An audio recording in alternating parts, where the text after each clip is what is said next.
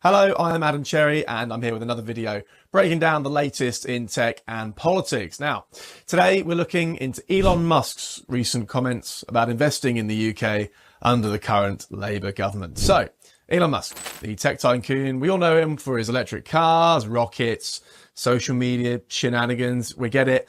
He's just fired a warning shot across the bow of the UK's Labour government. In a statement that's raised eyebrows and admittedly a few people's blood pressure, Musk has declared that very few companies would be willing to invest in the UK under the current administration. Now, this wasn't just some off-the-cuff remark. Musk has made this statement in response to a letter from Scottish politicians who are hoping to woo Tesla into opening a new gigafactory in Scotland.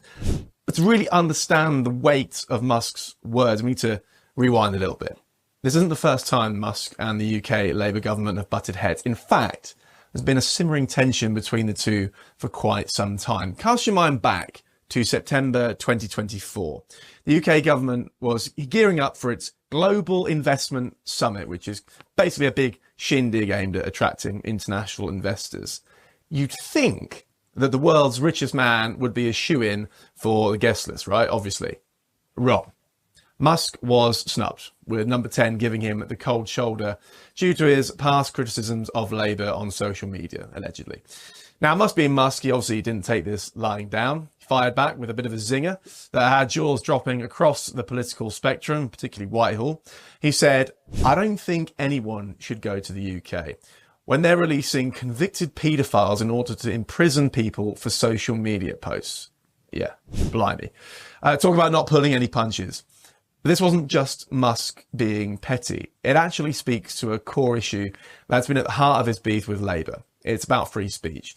See, because Musk has positioned himself as a champion of free speech. Actually, he's even gone as far as to brand himself as a free speech absolutist. In his view, Labour, under Keir Starmer's leadership, is on the wrong side of this debate.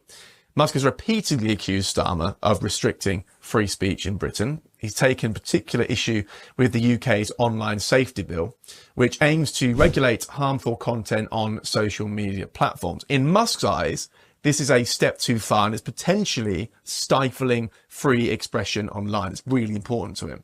But the free speech debate isn't the only point of contention between Musk and Starmer.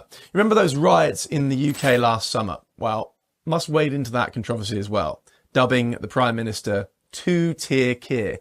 He wasn't the only one. Now, this nickname was Musk's way of criticising what he saw as unequal treatment in the justice system. He argued that the punishments handed out to those involved in the riots were disproportionate, especially when compared to other crimes. Now, let's look at what this means for the UK economy. Sir Keir Starmer has made attracting businesses to Britain a central pillar of his economic strategy, at least in theory. With the UK facing low growth and the aftermath of some pretty hefty tax rises, which is putting it mildly, Starmer's been on a mission to woo international investors. So, having the world's richest man essentially giving your country's business climate a thumbs down, not exactly the ringing endorsement that Starmer was hoping for. Now, let's not forget what sparked this latest round of tension. The possibility of a Tesla gigafactory in Scotland. These aren't just any old factories. They are massive facilities that produce both electric vehicles and the batteries that power them. Huge. A gigafactory in the UK would mean thousands of jobs and a significant boost to the country's manufacturing sector, So it's no wonder that Scottish politicians are eager to get Musk's attention. It'd be a huge boon for them. With Musk's latest comments, that dream seems to be slipping away. It's not just about Tesla.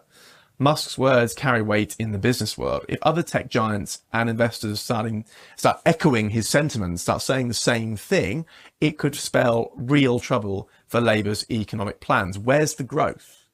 It's important to note that Musk's view isn't universally shared. Actually, a recent survey showed that about half of UK businesses are optimistic about Labour's impact on the national economy, although larger businesses seem more confident than smaller ones. But Musk's comments do tap into a broader concern about the UK's attractiveness as an investment destination. Post-Brexit and with ongoing political uncertainties, quite a lot of those, some investors have been wary about putting their money into British ventures. So how has Labour responded to Musk's latest broadside? Well, that's the interesting part. They haven't, at least not directly. The Labour Party has maintained a conspicuous silence in the face of Musk's criticisms, which could be a strategic move. They don't want to get drawn into this. By not engaging directly with Musk, they avoid giving his comments more oxygen, the oxygen of publicity. Or it could be a sign that they're still figuring out how to navigate this high-profile spat. They don't quite know how to manage it, especially given that Musk is now really a part of the Trump administration that's coming in on the 20th of January. Now, as for the British public, reactions to this ongoing feud have been mixed.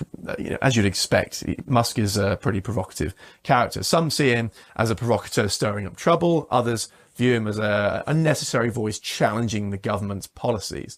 Social media has been abuzz with opinions all over the spectrum. Some users praise Musk for speaking out. Others criticise him for interfering in British politics. It's a reminder of just how polarising a figure Musk can be. So where do we go from here? Will Labour try to mend fences with Musk? Will other tech giants follow Musk's lead? Or will they see opportunity where he see risks? And what about Tesla's expansion plans? Will they look elsewhere in Europe for their next gigafactory, maybe to the Middle East? These are all questions that remain unanswered. But one thing's for sure, this story is far from over. The intersection of tech, politics and economics is always a volatile mix, and with characters like Musk in the mix, you can bet there will be more fireworks to come. In fact, as we've just seen today, this isn't about just a spat between a billionaire and a political party. It's about the future of free speech in the digital age, the challenges of investing, or rather of attracting international investment in the post-Brexit economy, and the delicate balance between regulation and innovation. So whether you agree with Musk or not, you think he's wide of the mark, one thing's undeniable. His words have power. They can move markets and influence public opinion. So what do you think? Is Musk right about investment in the UK, or is he overreacting? Is Labour's silence a smart move, or should they be more proactive in addressing these criticisms?